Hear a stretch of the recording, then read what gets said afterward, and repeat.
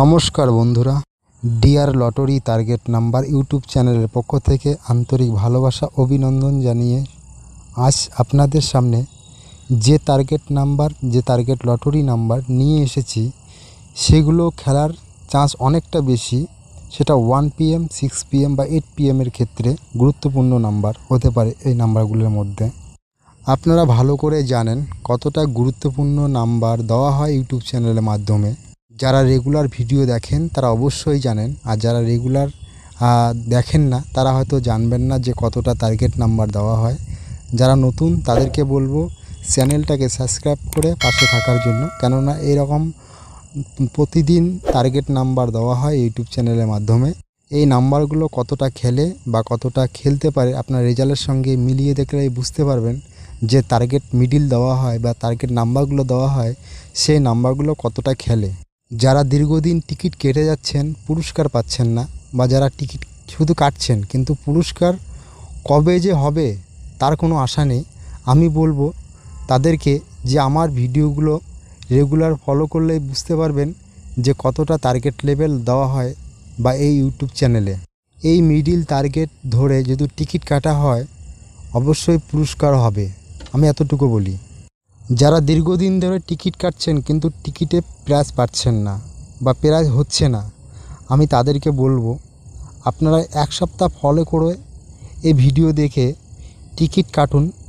অবশ্যই প্রাইজ না হলে কমেন্ট করে জানাবেন যে কী ধরনের মিডিল নাম্বার দেওয়া হয়, যে খেলে কি খেলে না।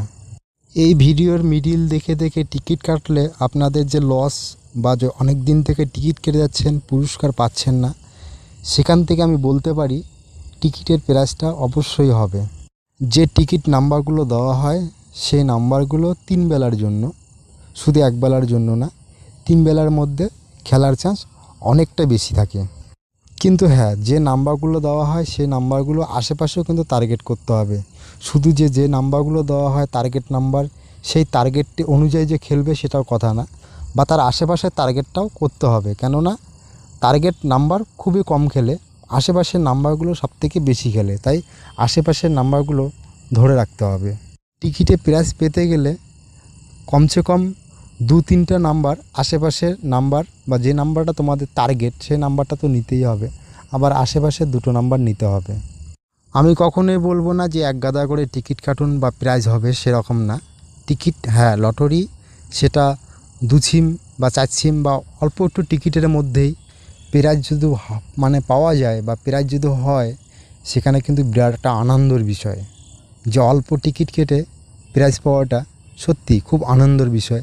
তাই বলি কম টিকিট কেটে প্রাইজ ধরুন আর নিজের লসটাকে একটু কভার করুন। কেননা বেশি টিকিট কেটে প্রাইজ পেলে কিন্তু দেখবেন যে আপনাদের সেই লসটা কিন্তু থেকেই যাবে।